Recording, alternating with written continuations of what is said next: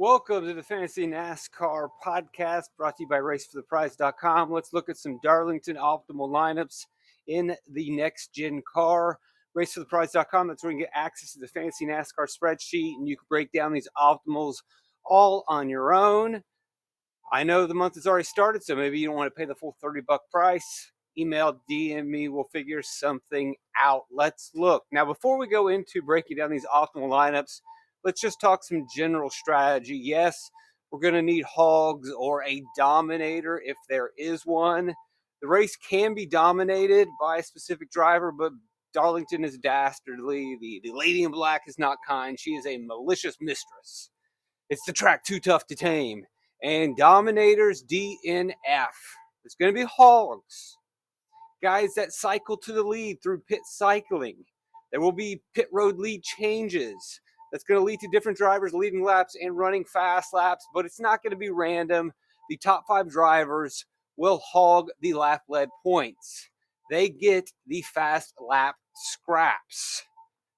And also, yes, we will chase place differential, as you can see on your screen, from the 23 Fall Southern 500.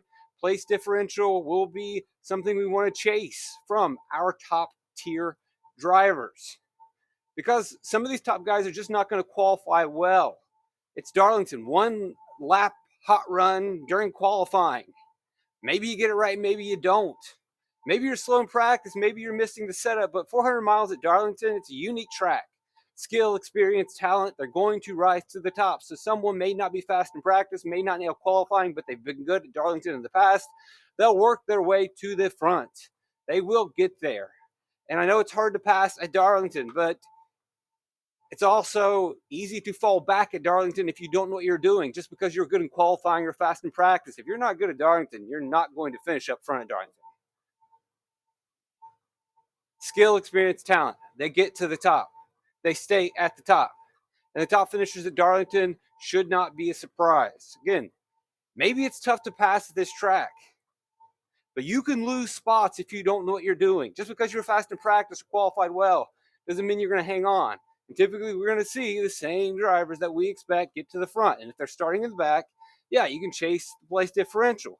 Because can you run along the wall all day long? You did it in practice a couple laps under a low-risk scenario where people weren't running side by side. Congratulations, that's not the race. Can you manage your tires? Can you manage fuel? Have you done it before? Typically, the top is going to be the top. They're going to rise that way, and guys are going to fade backwards. Final note on that, and it's a big note.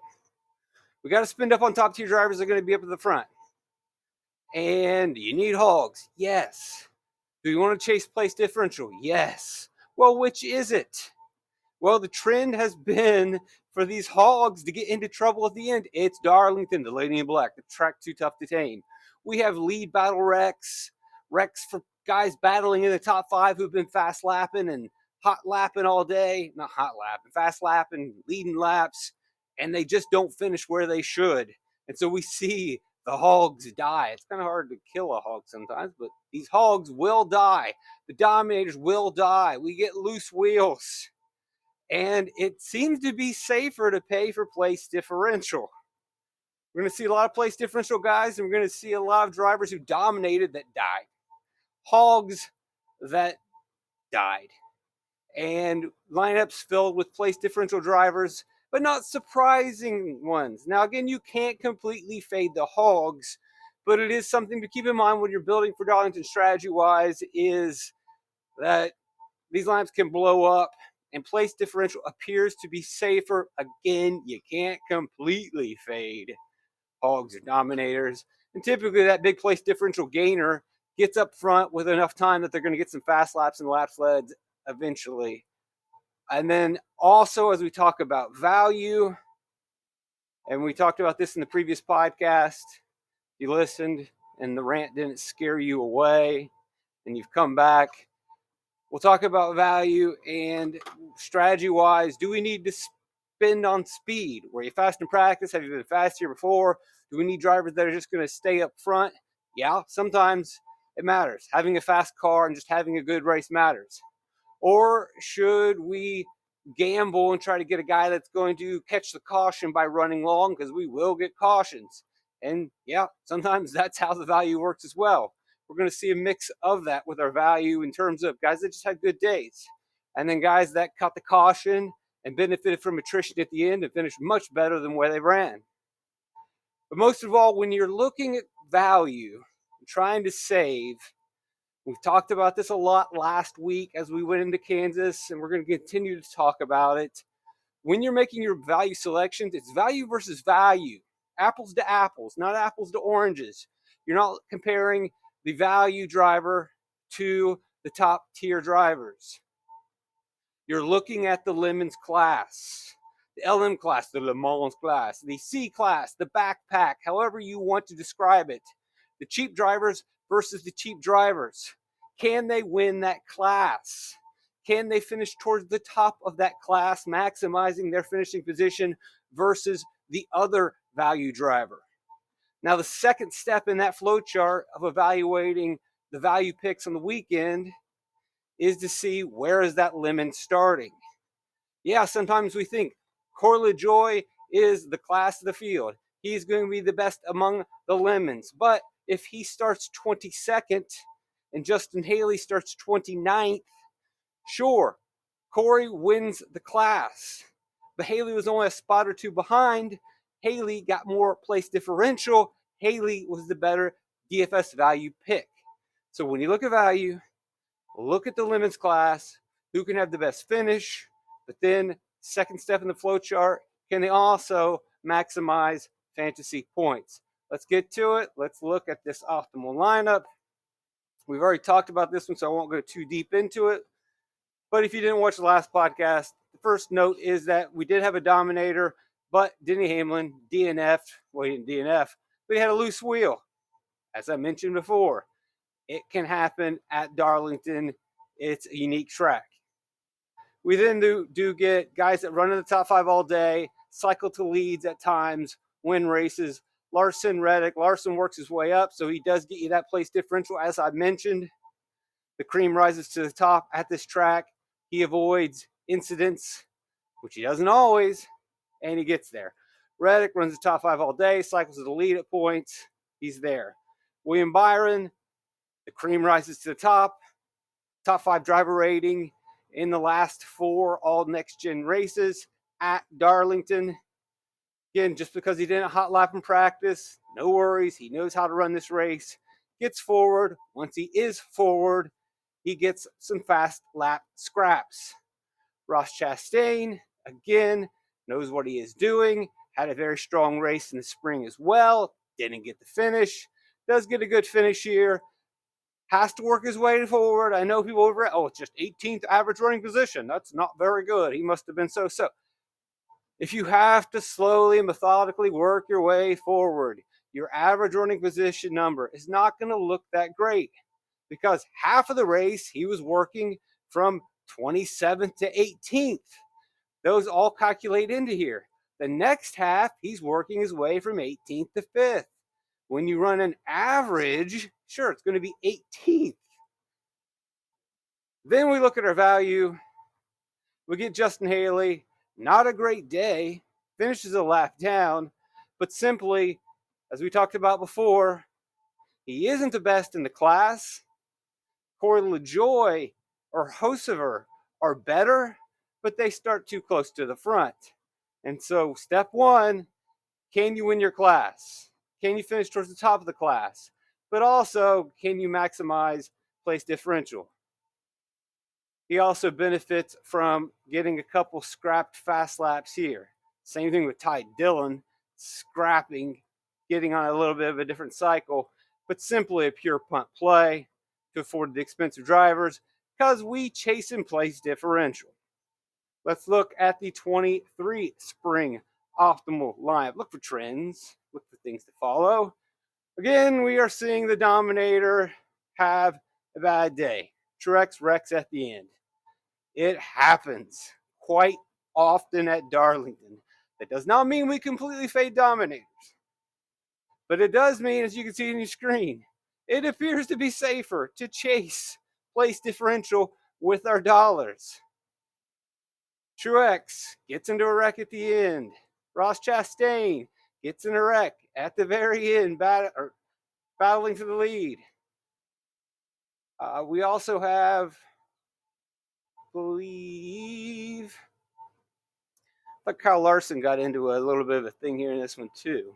There's Kyle Larson, also involved in a Ross Chastain wreck. And so we ended up with place differential, got to the front, scraped some points, got to the front, scraped some points. Place differential, Chris Buescher, who was pretty good in both races at Darlington last season as RFK took a step forward. Justin Haley benefits from, he runs around 22nd. He's about up to 15th-ish towards the end, and then we get all these wrecks, and he bounces forward through the Hogs and Dominators and cars taking each other out. He gets himself an 8th place finish. Very good day. Again, you look at the Lemons class, he is at the top of that class, and then gets a huge boost at the end with all of the wrecks, which is not an anomaly. It is Darlington. Harrison Burton just simply has a good day all day, fast in practice, runs really well, stays out of trouble. So this is a scenario where a guy was just good at Darlington, and it wasn't really magic. Sometimes we get a Haley who is okay and then is in position to make gains at the end. But again, if we were looking at the Lemons class and saying, all right, can Haley finish at the top of it? Yes. Could Burton last year when he was running halfway decent? Yes, he could. Now you would be freaked out probably by the starting position and wouldn't want to play him. 5,200 is appealing. But yeah, that would have been a tricky one to go to. I understand. Again, if you missed on him, you had the money, $4,800, $2,000 left on the table. You could have, again, we talk often about building the winning lineup and not the optimal lineup, so you probably weren't as bold to go with Burton, and I don't blame you. You had Gillen starting 24th. Again, could he finish towards the top of the Lemons class? Yes, he gets a big boost at the end as well because of the carnage, but they're not really crazy. Oh, how did that value play work? Lemons class, value versus value. Haley, Gillen, Burton, all acceptable options. You probably wouldn't have gone with Burton, but that's okay. You don't have to build the optimal lineup, just build the winning lineup. And I would guess that Gilly was more than likely in that winning lineup along with Justin Haley. We would have liked to see a little bit more place differential, but you can't always get what you want. It's not always going to be easy. Let's look at the 2022 optimal lineup. Eric Jones, always great at this track, gets you place differential, works his way to the front, which he always does at Darlington. And one of the notes I have here is he was fast in the single lap run, 5-lap run in practice. If you did overanalyze and looked at his long run speed, you thought, oh, I can't believe in this car. I would not overreact to practice. I like drivers that know how to run well at this track. He clearly has demonstrated this is one of his best places. And then if you really looked at lap-by-lap data, which you can get at racefortheprize.com, purchase it, Venmo, PayPal, Cash App. $25 for May? Does that sound fair? Let's talk. But if you look specifically at his last 3 laps on his long run, they were really slow, and that suppressed his average total. So a lot of people saw, 15 laps, 20 laps, not good. Well, if you looked at the specific laps, you could then discern that, that's just because at the very end of the run, he kind of eased off. Logano is your hog in the fall race, was really good in the 2022 Darlington races, won in the spring. Hamlin, not a surprise. Get you not the maximum place differential, but again, you've got this starting 11th trick of just missed out on getting into the final round of qualifying. Get you 9 place differential. Once he's running in the top 5 all day, getting those fast scraps. Kozlowski, here's a place differential. William Byron should have won the spring race. Then it won in the fall. Again, top 5 driver in the last 4 all next gen at Darlington. Not a surprise. Running up front all day. Gets his points all day. He works. Now, while these hogs are not really that high, but that's because, as we often see, some of these guys get into incidents. Kyle Busch, Ross Chastain, Martin Truex Jr., another issue. Our drivers that are really fast. It's Darlington, man. Now, again, don't say that. Don't like, oh, I'm just going to fade the hogs, fade the dominators. You just got to hope you pick the right one. And then Cole Custer was similar to that Harrison Burton play. Had speed in practice, looked halfway decent. Not a good starting position, but super cheap in the Stewart-Haas car, and just has a good day. Just didn't qualify well. And again, in this situation, you would ask yourself, Cole Custer, in the Lemons class, can he win it? Yes. Based on his practice speed, yes. He's got enough experience, yes. If he's run well with an Xfinity car here, he could probably figure it out. We don't need him to finish 14th. We just need him to win the class. And then the second step in the flow chart, starting 30th, he doesn't necessarily even need to win that class. If he can finish in the middle to top of the Lemons, then it's going to be good. And let's back it up to the 2022 spring race. Joey Logano, Hog Dominator, whatever you want to say it. Oh, then here we go. We got place differential. We got place differential. We got place differential. Top tier place differential. Justin Haley, 26 spots. Runs long, catches the caution. That can happen as well. But again, if you got Haley in the Lemons class starting 29th, his average running position was 21st. Can he win the class? Yes. Can he get place differential? Yes. And then you get a huge boost because Haley is optimal all the time. 3 of the last 4 at Kansas, popping up in all these Darlington races, puts himself in position. Now, again, this car's different these days, but there it is. Runs 21st, top of the Lemons class. That was probably going to be good enough right there. But then running long, catching the caution, gets a finish he probably doesn't deserve. But it's Darlington. I mean, doesn't got to say this. Yeah, I could probably chase place differential. Yeah. Crazy wrecks can happen. Couldn't afford Stenhouse. Tyler Reddick, running up front all day, scrapping away. Not like an elite hog, but again, we're seeing like these secondary and tertiary hogs get there because leaders like to wreck themselves. Craziness ensues. And so you just hope that your guy doesn't, commit seppuku. Yeah. Or Harry Carey. And then you got Michael McDowell. McDowell's story is 15th place car, and he boosts from some of these wrecks at the end. So he was running well all day, gets the extra boost from the carnage, 5,500. Again, it's scary taking him at 16th. So again, we ask ourselves, do I need to build the optimal lineup? Nah, you probably could have just went with the winning lineup and said, Todd Gilliland, can he finish towards the top of the middle-ish of the Lemons class? Yeah, he can. Ran 25th. Of course, he gets the boost again at the end. But there it is. And then even you could probably slide down to Burton. Ty Dillon probably a little bit too much of a push. But Burton was there as well. So sometimes just build the winning lineup, not the optimal lineup. Sure, it'd be great if you were the, not hive mind, but the big brain that was able to figure out Michael McDowell. Cool, congratulations. But you could have also just played it safe and said, look, he can get into the top of that pack of Lemons, LM, Le Mans, and he can give me starting position. Not super hard. I guess just the biggest takeaway is, probably want to chase place differential. It does feel a little bit safer. Can't completely ignore the hogs. When you're doing your value, it's value versus value. And then expect the unexpected, which is expected. Expect the unexpected, which is expected. We have seen Dominators DNF quite frequently in the next-gen car. And, last week with Larson dooring Busher and then kind of laughing about it and saying, I did it. Okay, this is going to be acceptable. We're going to wreck each other up front moving forward. Is that what's going to happen? Are we going to race each other as dirty as possible in stage 3? Not dirty, but as recklessly as possible in stage 3 at the very end?